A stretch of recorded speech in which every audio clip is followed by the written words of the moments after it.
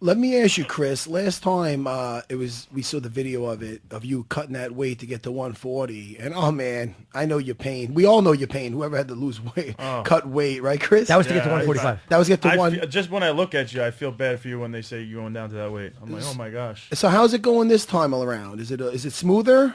Hours for making 140 for me is really hard. And this is my plan is to make 140 and, defense my belt 145 and make 140 again. I don't know, super fight. And I accepted this fight 8 weeks. And my last fight, I accepted the fight 12 weeks. And this is just giving me a bad idea to be worse this time too.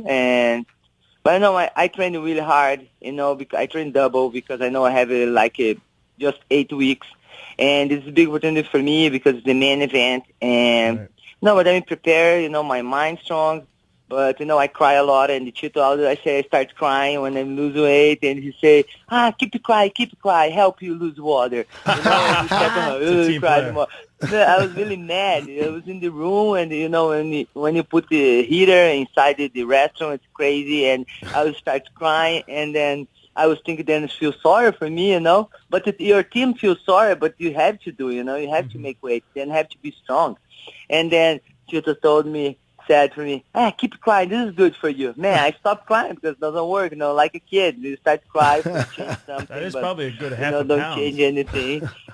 But, it's really hard, really hard. But, I already prepare my mind. And for worse, for me, the first fight is not just the fight. The first fight is make weight. This is my first fight. And, you talk somebody don't train just one time per day. I run like 8 miles every day, 4 in the morning, 3 in the day, and I train twice per day. Wow. Part of the mixed martial art. And, I train all the time for not getting more worse. You do 8 miles a day? And That's real? That's 8 miles a day. I've and never ran that I long did in the my life. condition training. No, and the condition training, I start training one guy, Hook, and he do like animals movement, like gorilla movement, like frog movement. You just weight your body That's a weight. Connor. And, help a lot of me, I make my shoulders strong, I feel strong. And I think I lose little bit muscle, but I keep strength. And I keep this work, and I think it really helps, and yeah. Yeah, I right. think it'll be worse, but it's a big opportunity for me. Our coach, Ray Longo, he does the slug movement. But I don't know. I'm sorry. He just Yeah. moves around like a slug. He doesn't move too fast. No, that's not the same thing. He I'm sorry. perfected the slug movement. Yeah. Hey, Chris, let me ask you. This weekend, you're fighting Lena, the Elbow Princess Landsberg, and She's basically more of a stand-up fighter. She has 6 wins in a row, with 4 of them getting by KO. Heavy hands. Elbow Princess, she likes the elbow. How important is it to you to make this a stand-up battle? Because I know you like to stand up, and when you throw your punches, sometimes you remind me of Vanderlei Silver, and I mean that as a compliment, where you just wing those, and when they land, holy shit.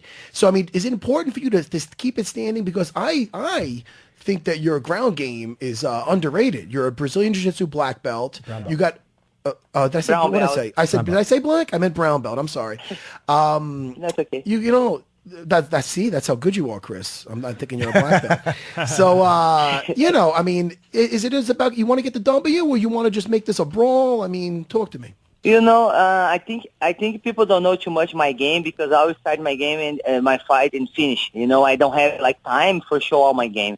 I was brown belt with André Galvão, the jiu-jitsu. I competed with jiu-jitsu world. I like everything, but I really love KO my opponents, But there's no something I think this is the exciting fight, And people say, you Vanderlei, female girl, Vanderlei Silva.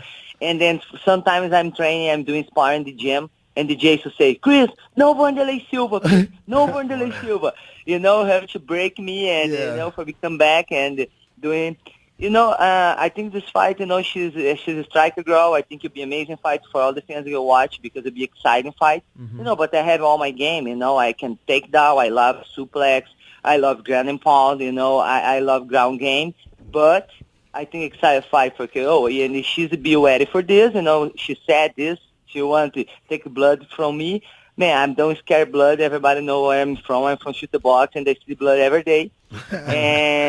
let's make the war, you know. I think you should be ready, man. I'm ready, and I'm ready for any situation, this fight. And everybody had a plan in the beginning of the fight, but after first punch, you know, the plan changed. And that's it, man. I'm ready, you know, I'm ready. And I know I don't make any plans. Of course, you train the game, your opponent, but I think when you make plan, is something wrong, the wrong plan, you don't know what to do. I think you have to be ready for any situation. Stay in the moment. Floor, ready, defensive belt, exactly. Life is what happens when we're making other plans. I actually said that, and a lot of people have stolen it. Say it again? Yes. Life is what happens while we're making other plans. I like that. I made that up. I need another coffee to understand that one. That's very philosophical. Thank you very much. Yeah. John Lennon stole it from me in like 1974. Your last Invicta fight, you were so amazing. It's probably the best display of balance I've ever seen. And I'm going to screw up her last name, Daria Ibragimova. Yes. For I think 2.5 minutes of that fight had you on one leg, trying for the takedown. And you just drilled her face with elbows and fists. It was the worst decision I've ever seen anybody make in the ring, was to try to keep you on one leg. Why do you think she didn't let you go? Do you know, this fight I was training wrestling, a lot of wrestling with Tito, because we train a lot at training. And then, we train a lot of defense single leg, you know, and I do a lot of work in the ball for you to take a balance. And then when she hold my leg, I try to defense the single leg. But she kept my leg like a triangle. She don't take like single leg. And I tried defense, and the corner crazy. I looked then, the more crazy than me. I said, man, I look at her. She did like a triangle, and she cannot punch me. You know, she cannot punch because she did like triangle her hand. And I said, man, I have a free hand. I just have one leg, but I use the cage for punching her. I said, man, let's go. She holds my leg, and I keep punching her head. Let's see how long she'll be there. And I punch her head. She keep going. I said, let's do elbow, you know. And then, man, and the fight like 2 minutes like this. And she tried me, take down me, but she's like, I think she's had a plan like take leg locks, you know, because I love leg locks, you know, something I learned from my ex-husband, Cyborg. He loves leg locks. And then I know when she's catch my leg, look like a single, like leg lock hold. But you need to hold like this in the floor. You know, you cannot take it down with your two hands, no free. And I watch her and I keep punch and stay 2 minutes like this and yeah, that's it. And after separate, you know, I keep my game. But she's had a plan, you know. She had a plan like the plan to do, I think, double leg lock. But the plan is, you know, I was aware too, you know, because you have to be aware in any situation, you know. Well, it wasn't just against the cage. That was part of it. I thought that was bad enough, but then you went out to the middle of the ring. It's like you just hopped all over the ring, beating her face while she held onto your leg. I'm like, what is she doing? So congratulations. I think she's the pound for pound most intimidating person on the roster. I think Yeah. Male, female, it doesn't matter. I feel like everybody's just intimidated of Cyborg. Actually, back in 2009 when I did the Abu Dhabis, which you did, that's what makes me think you have a great jiu-jitsu game, because I remember you won a super fight down there? Is that what you did in 2009? No, I did it. I did 2000 super fight where the DCC. Yes. Yep. Yes. No. Yeah, I did. I know. I compete with other girls and really fun. The DCC 2009 will be in Barcelona, and the girl, she Penny. She's famous. The grappling. She's famous. I remember. And yeah. She take triangle in me. She triangle in me, and I just stand up for her with triangle. Oh, and yeah. I keep walk because we cannot put in the floor, you know. We cannot go crazy, pow, you know. We cannot. So I remember. This is it. I remember And then standing on a hold her. Starbucks line.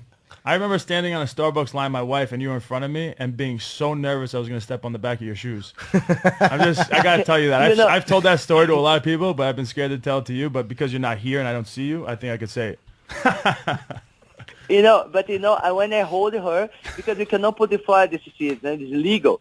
And I keep there, and this fight I lose like she's had advantage because I try past the guard and I do knee her face, and the referee giving me, you try. I say it's no MMA, I know, I'm sorry, but I try past the guard and they put her knee her face, and then the referee say you cannot do this and take points from me. So if But that, amazing experience. Yeah. Oh, that's a great. Yeah, it's a great experience that Abu Dhabi. I was actually over there back in the day myself. But you're saying that you would look into the Rampage versus Arona, like power bomb her if it was MMA, if she with the triangle on. Yeah. Yeah, right. But Yeah, you remember that when you fight? can Come do on, that's a back classic.